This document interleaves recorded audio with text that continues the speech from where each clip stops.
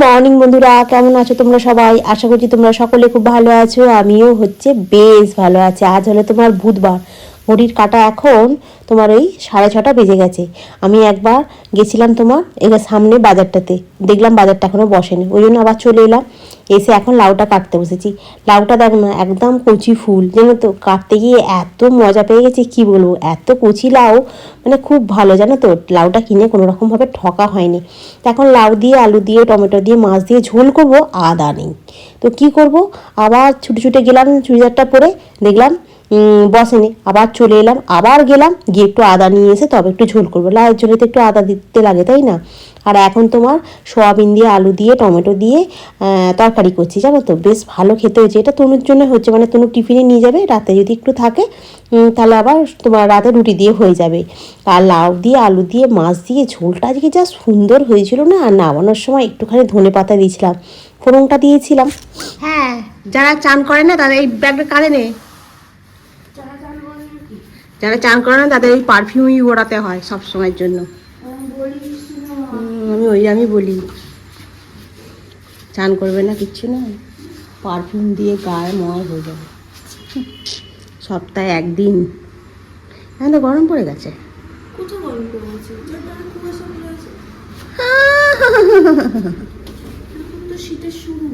এখন শীতের শুরু।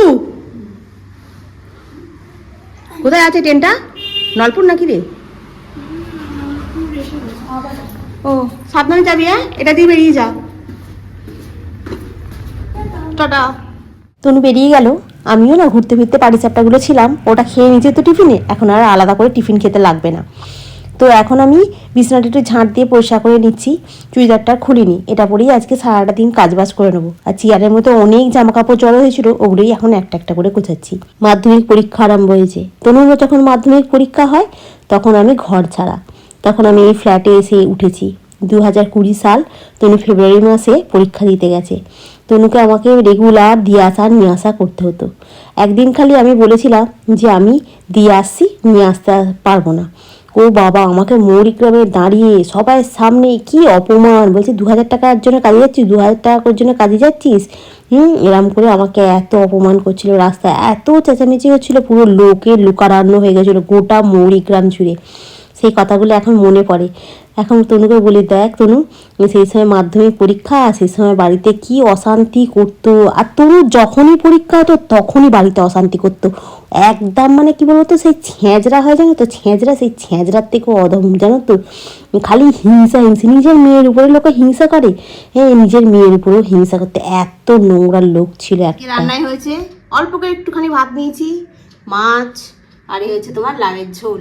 সব কাজ শেষ হলো, পুজো হলো, হওয়ার পর এখন ঝোলটাকে আজকে একটু গরম করলাম, করেই খেতে বসবো। তো চলো খেয়ে নি। আজকে আবার লেজা আছে, কালকে আবার বলছিলাম কাকিমা লেজাটা দিয়ে দিন না, তুমি বলছে আজকে মাছটা খেয়ে খুব ভালো লাগলো। আজকে কেন রে, ভালো লেগেছে আজকে মাছটা? বলছে হ্যাঁ, অনেকদিন পরে ঝোলটা হয়েছে না, ওই জন্য ভালো লেগেছে। চলো খাই, খিদে পাচ্ছে। শুকনো করতে দিয়ে গেছিলাম, সিঁড়ি দিয়ে হেঁটে হেঁটে এসে না হাঁপিয়ে গেছি।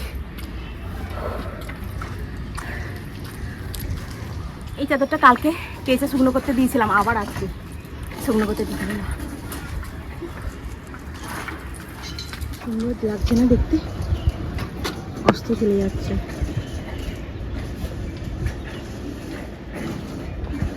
খেয়ে দিয়ে উঠে বাসনগুলো বেসিনেই রেখে দিয়েছিলাম, মাজিনি। এক একদিন না একটু মনটা খারাপ হয়ে যায়, জানো তো। এখন মাধ্যমিকের পরীক্ষাগুলো চলছে, এখন এই কিছু কিছু ব্লগগুলো দেখছি না, দেখে আমি সেই কথাগুলো তো মনে পড়ে যায়, তোমাদেরকে বলছিলাম, বলতে বলতে রয়ে গেলাম। হ্যাঁ, তখন এত অশান্তি হচ্ছে, মানে তনু খালি রেগুলার আমাকে বলতো কি অশান্তি করছে ঘরেতে। এবার ওকে যে বলবো তুই ফ্ল্যাটে চলে আয়, এসে এখান থেকে পরীক্ষা দে, সে তো উপায় নেই। সে ফ্ল্যাটে আছে জানলে সেই তখন থেকেই অশান্তি চালু হয়ে যাবে। যখন থেকে তো ফ্ল্যাটে আছে জানতে পেরে গেছিলো, তখন থেকেই তো চালু হয়ে গেছিলো। থানা, পুলিশ, তারপরে এখানে যে পঞ্চায়েত ছিল, সে বললো যে এখানে যদি আমরা একবার দেখতে পাই তাহলে ঠ্যাং খোড়া করে রেখে দেবো। তারপরে আবার নিমতলার পঞ্চায়েতকে জানালো, তারপর নিমতলার পঞ্চায়েত যেন বললো যে তুমি যদি বারবার ওখানে যাও তোমাকে তো অ্যারেস্ট করবে, তোমাদের বাড়ির লোককেও তুলে নিয়ে যাবে। তবে আমার এখানে আসা বন্ধ হয়েছে, জানো তো। সে কি কাণ্ড করতো, রাস্তাঘাটে দেখি দাঁড় করিয়ে গালাগালি, পিছু পিছু ধাওয়া করতো, কি কাণ্ড, মানে এত অসভ্যতা করতো না, বলার মতো না। তনু তো সেই ভয়ে আসতে পারলো না, জানো তো। আর তাই আমফানের পরে ও সেই যে একবার এলো এইখানে, কারেন্ট চলে গেছিলো ওখানে বলে, তারপর থেকে তনু আর যায়নি। আমি বললাম ভয় পাস না, আমি আছি তো তোর সাথে।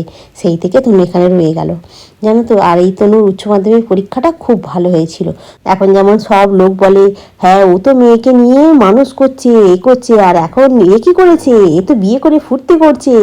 এখন সব লোক বলছে, জানো তো, শুধু খালি আমার ঘরের লোক দরের লোক নয়, এমনকি নিমতলার লোকেরাও এখন এই কথাটা বলছে যে ও তো একটা সাইডে পড়ে মেয়েকে মানুষ করছে, মেয়েকে মানুষ করে দেখাচ্ছে, আর এ কী করেছে।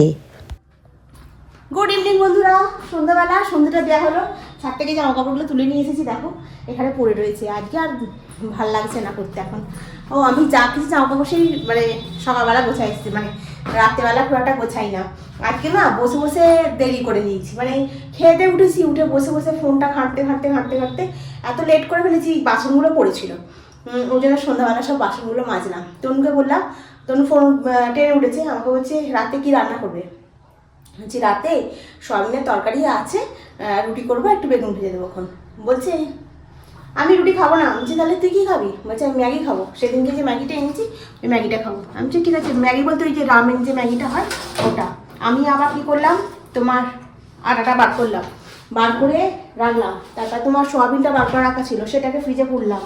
না বের করে রেখে দেবো, আর তারপরে তো খারাপ হয়ে যাবে বলো না, ওই জন্য না সব ঢুকিয়ে দিই বাবা, কোনো দরকার নেই।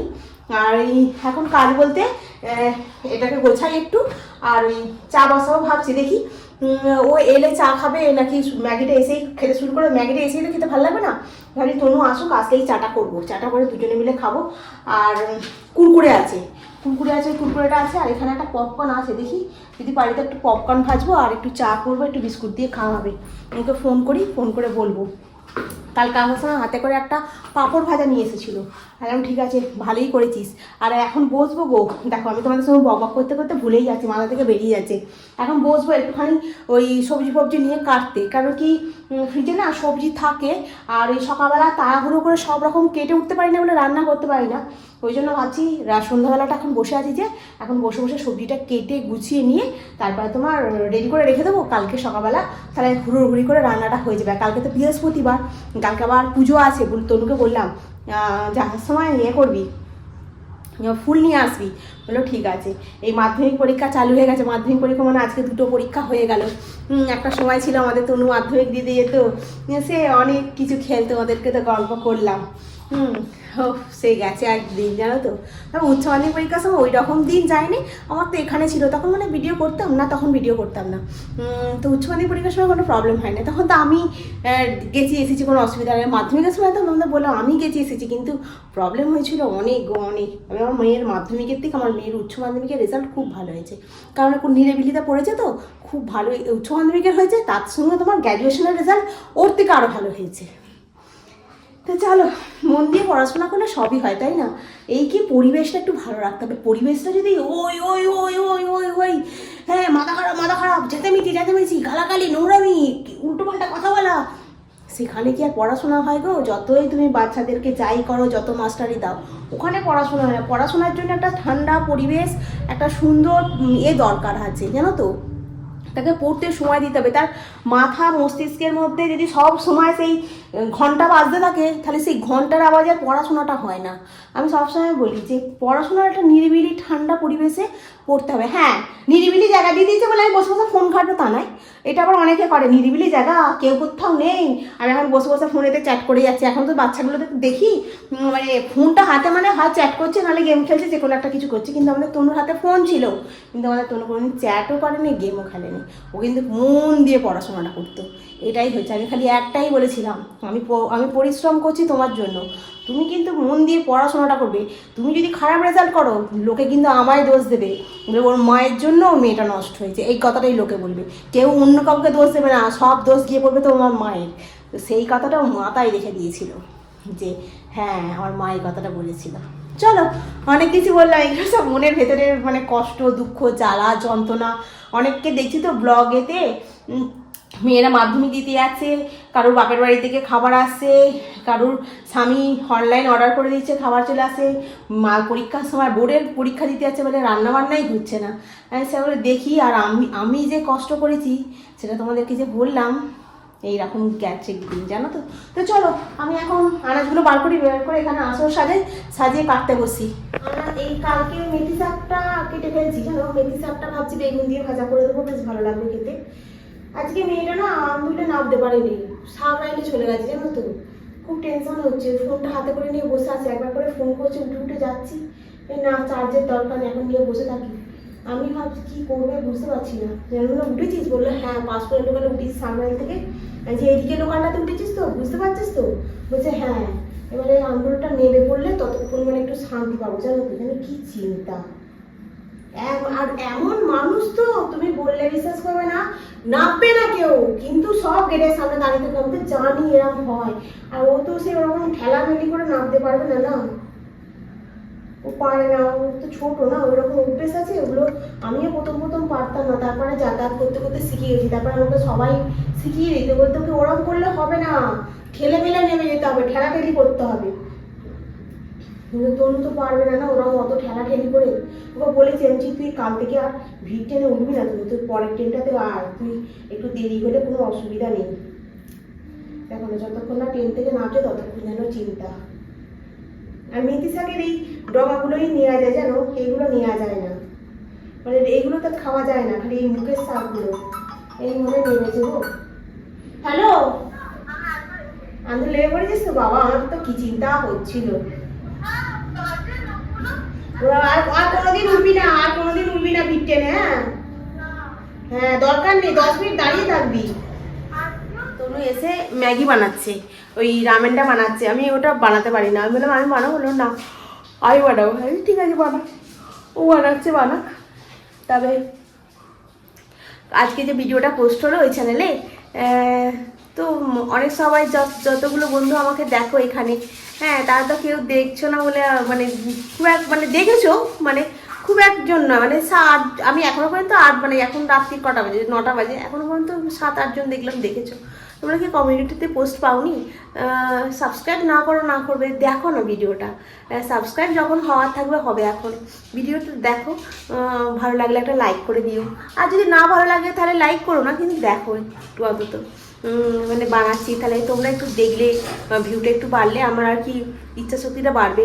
আর ওখানে আমি দেবো, আজকে যেহেতু নতুন পোস্ট করেছি, ওখানে আমি রেগুলারলি ভাবছি শর্টস ভিডিও বানিয়ে ছাড়বো।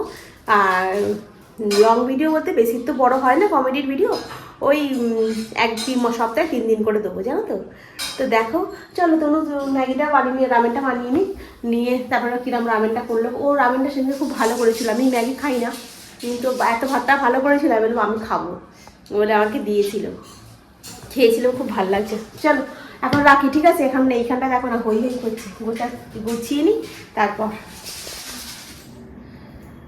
ও কি ম্যাগি হয়েছে গো,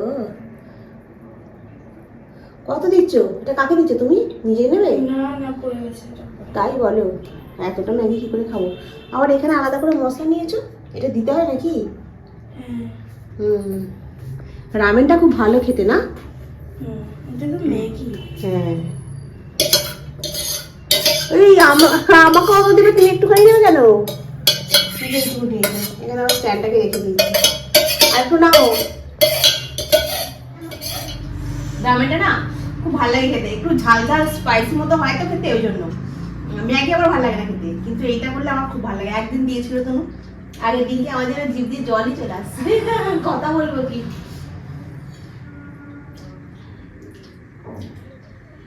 এক চামচ আগে খেয়ে নিই, তারপরে জিভ দিয়ে জল কাটা বন্ধ হলে তবে কথা বলতে পারবো।